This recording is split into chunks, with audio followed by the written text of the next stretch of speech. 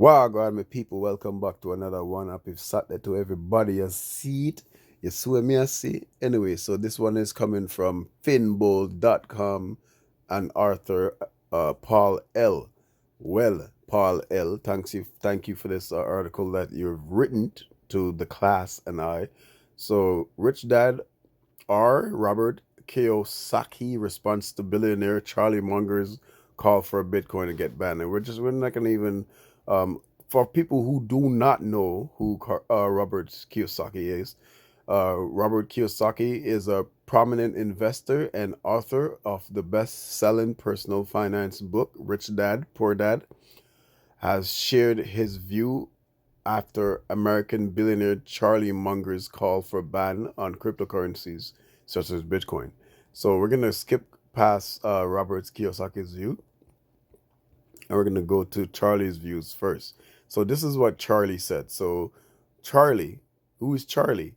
That Charlie is a 99-year-old man. um, so Munger's early investment in which basically one of his biggest investment is in Berkshire Hathaway. He's a vice chairman, extended his is a chairman of this institution, has extended his criticism of Bitcoin while suggesting that people who oppose outlawing digital assets are idiots. And there's a lot of people who disagree with other people taking their money out of the banks and putting into this industry and calling us all idiots. But you're the idiot because you're literally telling me that I can't be doing this. My decision that I made independently, or everybody else who made the decision independently, are all idiots. You're an idiot. Don't tell people what they should or what they shouldn't do. You know, you can offer your opinion and your statements, but don't be telling people not to do certain things. I don't like that stuff. So anyway, 99-year-old Munger stated that he was not proud of the U.S. authorities for permitting cryptocurrencies. So you see, if this one man is saying this, guaranteed there's an entity of other people that are saying the same thing, and hence why we're seeing the lagging legs of regulations in this industry. So this is what Munger says. It isn't even slightly stupid. It is massively stupid. And of course, it's very dangerous. And of course, the governments were totally wrong to permit it. And of course, I am not proud of my country for allowing this crap. Well, I call it crypto shit. Yeah, that's the rich people laugh. The crypto shit. He continued to say it is worthless. It's crazy. It's not good. What the frig? Is that a word? It'll do nothing but harm. It's antisocial to allow it, he said. That's your opinion, and we respect your opinion, Munger. This is what Robert Kiyosaki replied back. Charlie would probably still say buy stocks. But the reason I like cryptos, not Bitcoin, is because of blockchain. And blockchain is an accounting system. It's more legitimate than the Fed or the Treasury or Wall Street. So Charlie Munger is in the Fed, Treasury, Wall Street pocket. Well, him say crowd, but I say pocket. And the younger generations, millennials and below, are in the iPhone crowd, said Kiyosaki. Meaning technology. Get with the times, Charlie. Charlie bit me, and it really hurt. So let's dive into what is blockchain. We're on my ledger here, and welcome to Ledger. What is blockchain anyway?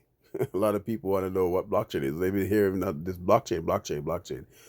We're going to try to keep this reading under 15 minutes, hopefully.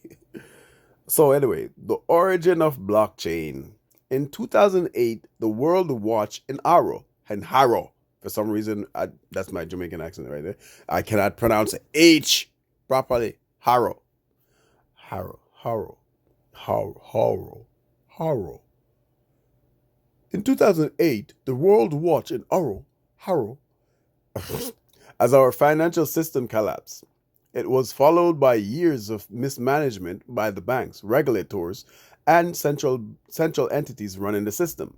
That period, the same system that Charlie represents, that period devastated millions of people and left them unable to trust the system. Amid the panic and anger, a quiet event took place that gradually came to overshadow all of it. Bitcoin Genesis, the birth of Bitcoin. A white paper titled Bitcoin, a peer to peer electronic cash system, was published by a mysterious creator called Satoshi Nakamoto. It was the blueprint for a system that promised to do something that had never been done before: create an autonomous public financial system. This system enabled the transfer of value between individuals without the need for intermediaries like banks and other third party providers. In short, it proposed to make financial institutions obsolete. For months later, the 3rd of January 2009, the Genesis block, quote, the Genesis block, unquote, the Bitcoin blockchain was created. A secret message was embedded within this data that says the times 03 January 2020 2009. That's when it was created. Chancellor on brink of second bailout for banks. This is the headline in the same day in the same day edition of the Times about the British government's failure to react to the financial crisis. So they're basically saying that Bitcoin was introduced to solve all this issue. So why does blockchain matter? You might be wondering why all of this is such a big deal. You probably make digital transaction all the time, but sending money digitally is very different from sending information such as an email or picture. For any currency to have value, its supply needs to be infinite. In a successful digital transaction, value needs to be received by the receiving party, while the exact same value disappear from the sender's account. If it doesn't happen that way, it's called doubled spending. Though you might never have heard the term double spending, it's the linchpin for our entire financial system and our reliance on banks. With no way of keeping a ledger or send and receive money for ourselves, you rely on financial institutions to do that on your behalf. On your behalf. You trust those institutions to keep track of where your money is moving and ensures it's not spent twice. That depends gives financial institutions a lot of power. To break the free of this system, you need a way to track value without a middleman.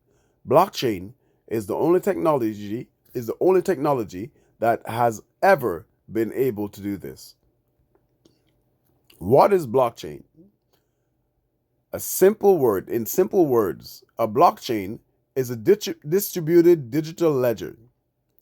It digitally keeps track of value as it moves around between users within the system.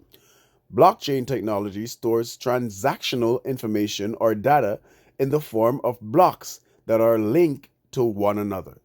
Let's assume Alice and Bob are both transacting on the blockchain network, and Alice wants to send Bob 10 crypto coins. Once Alice takes an action on her end to transfer the funds, the blockchain autonomously takes 10 crypto coins from her and adds them to Bob's. Normally, this would be the bank's job, but by using the blockchain, Alice can make the transfer without depending on any financial institution. Both Alice and Bob don't need to share their private information and can be sure that the transfer will happen securely. All right, so you hear that. And this is the threat to all these financial institutions. But of course, they're going to adapt it because it's inevitable. How does blockchain work?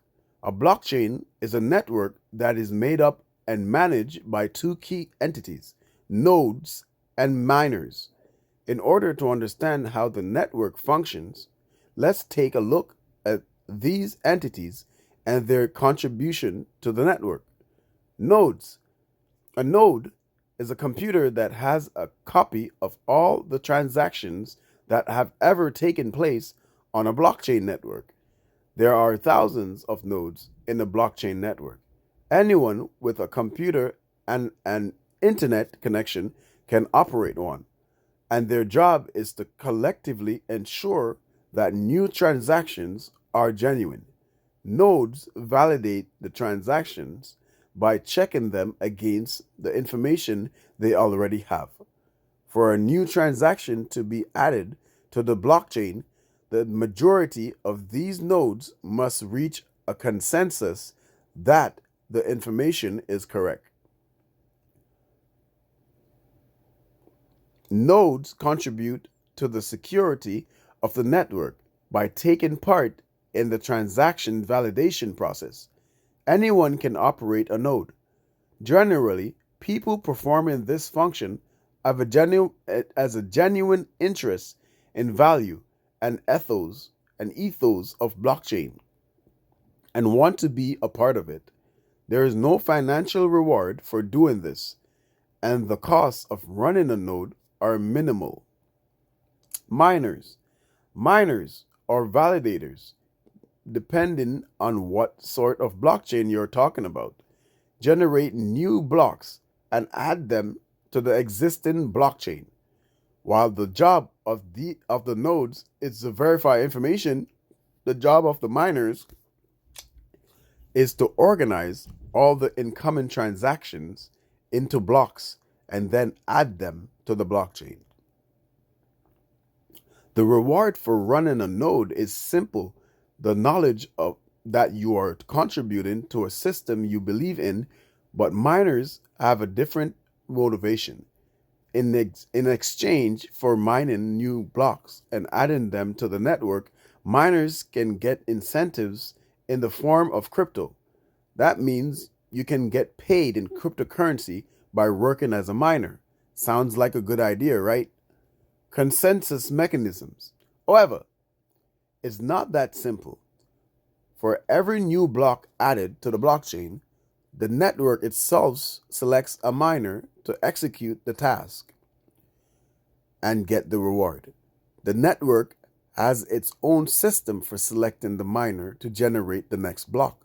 This is known as consensus mechanisms. Let's come back to that later. To summarize, a blockchain is a secure digital network that is able to run autonomously with the help of nodes and miners. Nodes keep records of their activity, and the miners or validators are incentivized to continually update the chain as new transactions come in. Is blockchain secure? You might be wondering, what stops a node from lying about the state of the network for their own gain? And this is the cleverest part of blockchain. There are millions of nodes scattered across the planet, and the majority of them must reach a consensus about each new transaction before it is confirmed to the blockchain. So decentralization means security.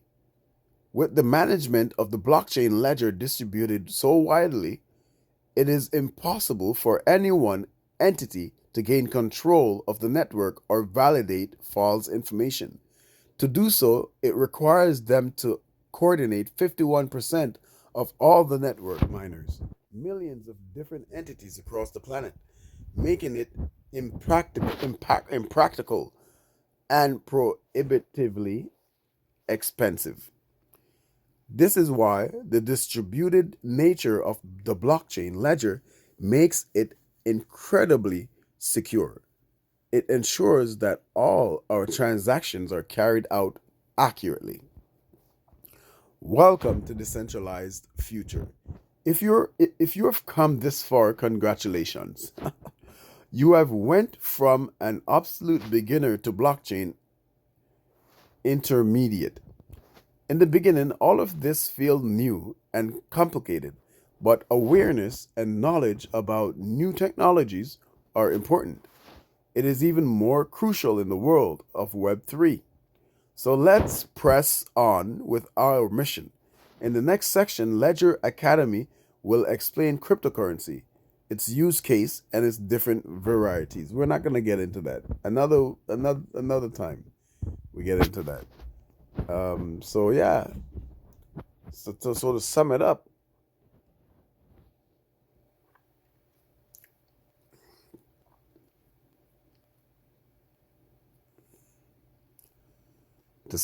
guys, I'm trying to find that one where it gives you a summarize it to summarize. So there it is, summarize. To summarize, a blockchain is a secure digital network that is able to run autonomously with the help of nodes and miners. Nodes keep records of their activity, and the miners or validators are incentivized to continually update the chain as new transactions come in. So for those who don't know what a blockchain is, there you go. All right. So like, share, subscribe. Thank you for tuning in. Thank you for your patience. Bye.